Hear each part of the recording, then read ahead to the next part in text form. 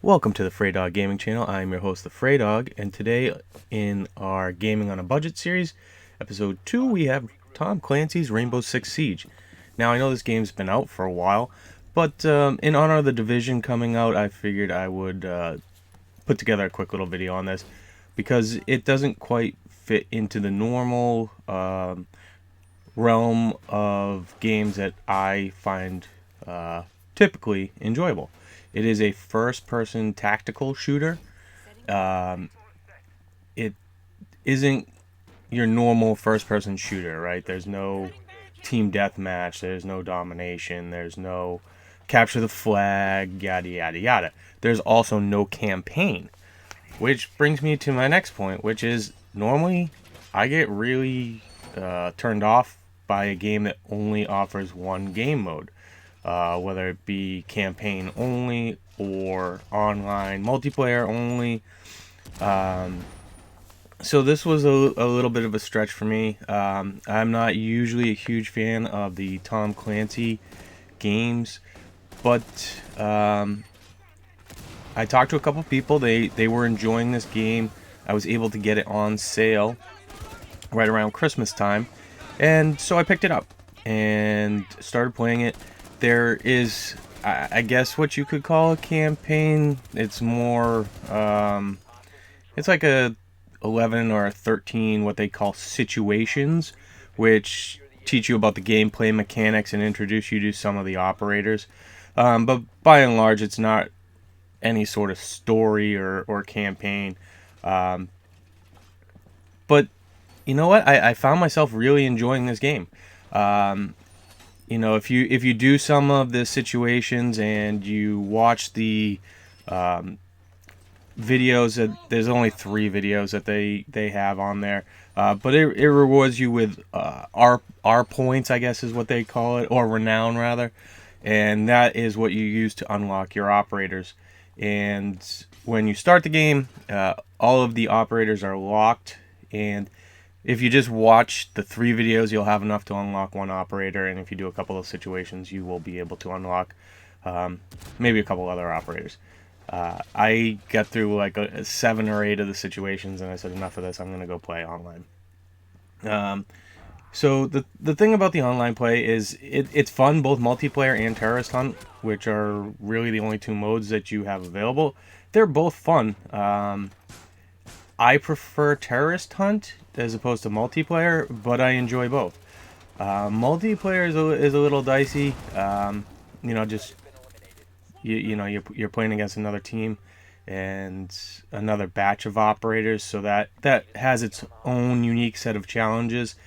But I prefer the terrorist hunt. It's you and 4 others against enemy AI, and it could be protect the hostage, it could be rescue the hostage, it could just be plain old terrorist hunt where you got to go in and wipe out all the terrorists. You could have to defuse bombs, but you're always fighting against enemy AI.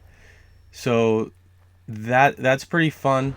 I would recommend playing terrorist hunt before hopping into multiplayer. I would also recommend using your renown to unlock operators. Don't get suckered into spending all your renown to unlock the red dot that you want for one particular gun for one particular operator. Wait until you unlock all the operators and then start picking and choosing what you want to unlock, because as the game progresses and the more operators you unlock, the more expensive they become to unlock. And I would recommend learning the operators first, because there might be certain operators that you're just not a fan of. So the last thing I'd want to see you do is to grind to get your renown and unlock a couple of attachments for their weapons, and then you find out that you really just don't like that particular operator. So again, just if it's me, I'm unlocking the operators first, and then worrying about weapon attachments after I determine which operators are my favorite. And I would recommend you unlocking a variety of different operators, because you're in the lobby with 4 other people. and you're going to have limited options. You may have a favorite operator, but someone might beat you to the punch selecting that operator. So always have a backup plan, and get good with a couple different operators, and then you can just mess around with some of the others as you go on. So this game does have a season pass, and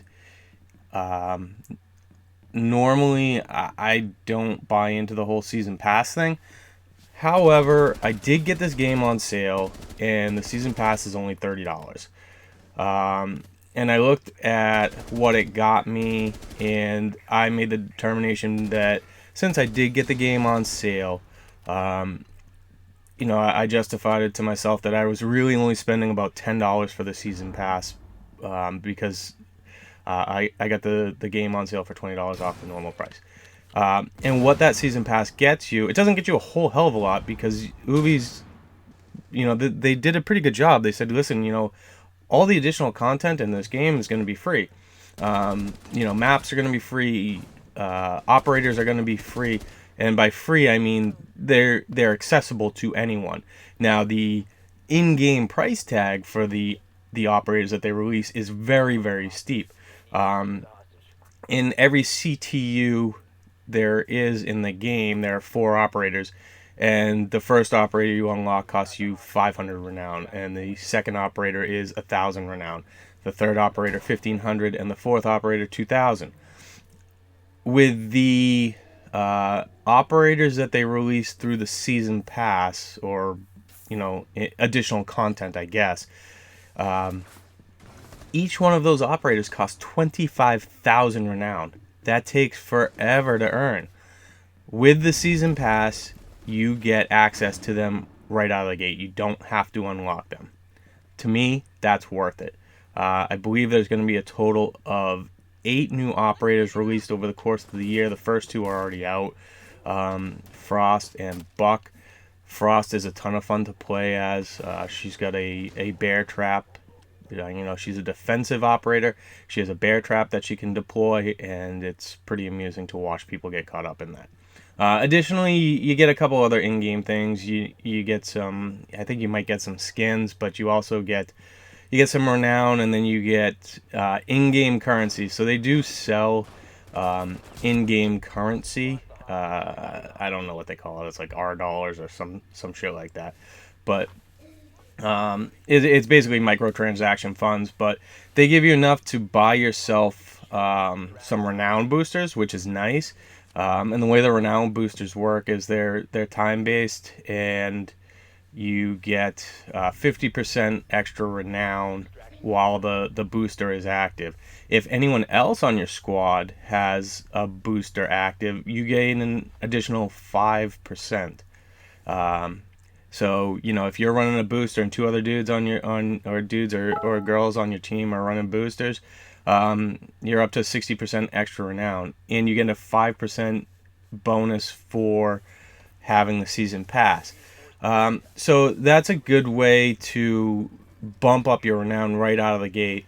And like I said, I mean, this game's been out for a while, so you should be able to find it on sale or used for a reasonable price. I would not spend $60 for this and $30 for the season pass unless you are an absolute Tom Clancy style game fanboy, fangirl, whatever. And if that's the case, you probably already have the game, so I'm not telling you anything you don't already know. The variety of the operators that they provide, every game's different, and none of these games play out the same way based on your skill, based on your teammate's skill, based on who you're playing. The multiplayer is really fun, but it can be challenging at times. None of the footage here, I believe, is PvP. Those matches are fun, but I've found that a lot of times the matchmaking isn't quite right, and you can get tuned up pretty quick if you're playing a team that's really good. But the key to that, and the key to this game really, is communication. If you don't have a headset, or you don't want to use a headset, and you don't want to talk to other people, you are not going to enjoy this game. You have to coordinate your defenses. You have to coordinate your attack. And if you don't, you're just going to find yourself dying an awful lot. And you can be revived while you're in the bleed out period. But once you bleed out, that's it. And you're down until the match is over. It's not your typical FPS where you just respawn, get back into the match, and go. Once you're down, you're down. So if you are down and you're playing, terrorist hunt where you're protecting the hostage against 4 different waves of terrorists, and you go down in the first round, you're going to be sitting there until the match is over. Hopefully your team manages to defend the hostage until the end, but you're going to be on the sidelines. You can still communicate to your team, you can still monitor the camera feeds, but it's just not as enjoyable as actually playing the game and taking out these terrorists. It is unique. There's not a lot of like fancy, there's no exo suits and stuff like that. There are kind of a few far-fetched abilities, if you will, but they by and large it's pretty realistic. You can't just, you're not going to be a bullet sponge. There are some bonuses to armor if you're on defend. You can choose Rook, and he deploys basically like bulletproof vest. It allows you to take a little bit more damage before you go down. There's ballistic shields, stuff like that. But by and large, it is a pretty fun game. If you're not sure whether you're gonna like it or not, I recommend trying to rent it, because it is not for everyone. I enjoyed it, even though it's not typically the type of game that I play. But I got it on, like I said, I got it on sale, and I played it probably for like 4 or 5 hours before I decided I would drop the $30 on the season pass, and so far it's been well worth it. I've got a lot of enjoyment out of it, and I think you might too. So long story short, or trying to be short, I think it's worth it if you can get it on sale. If you can, you maybe you don't want to get the season pass, but I think you may. The operators allow you a lot of variety, and what they bring to the table. You really just need to coordinate with your team. So you definitely want to have a headset. You definitely want to talk. And if that's not your game, if you don't enjoy doing that, then you're really not gonna find this game that much fun. If all you want to do is run and gun and call in crazy score streaks, this isn't your game. Go play Call of Duty, which I don't blame you. I like Call of Duty too, but this isn't that game.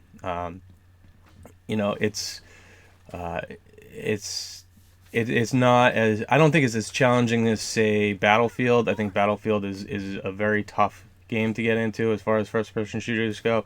Call of Duty is a lot easier. I think this is somewhere in the middle. It is challenging because you don't have a lot of life. You don't respawn. But it's, I think the learning curve is a lot less steep on this than it is for a Battlefield type of game. And I would, I would recommend it if you're just looking for something that you can play casually and not feel like you have to play every day to, keep up with the Joneses. If you know what that means. You can play this game and unlock some operators and not play for a couple weeks and get back into it pretty quick without too much relearning. I know some games it's really tough to grasp the controls, and this game, it's pretty simple. It follows most of the FPS control schemes. There's a couple little goofy things that you might be pressing the wrong bumper for the first game, but after that you're good to go.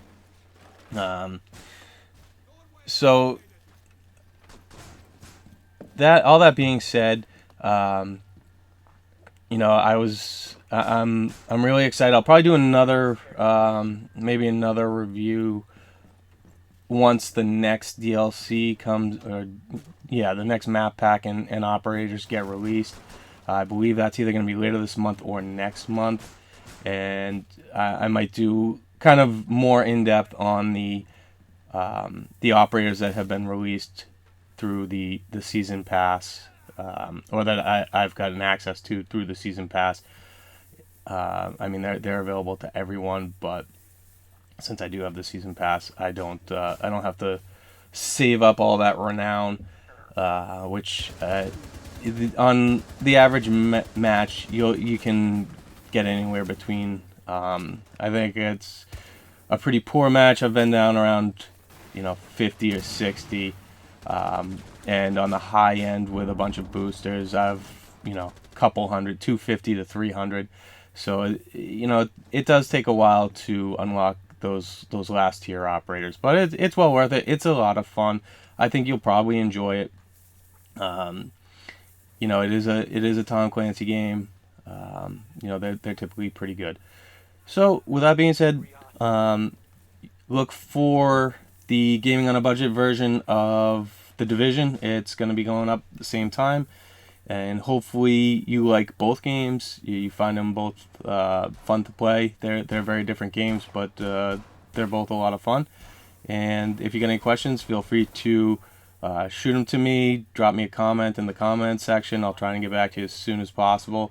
Thank you all for watching. Hopefully you enjoyed enough to subscribe, like, share, and we'll see you on the next one. Thanks.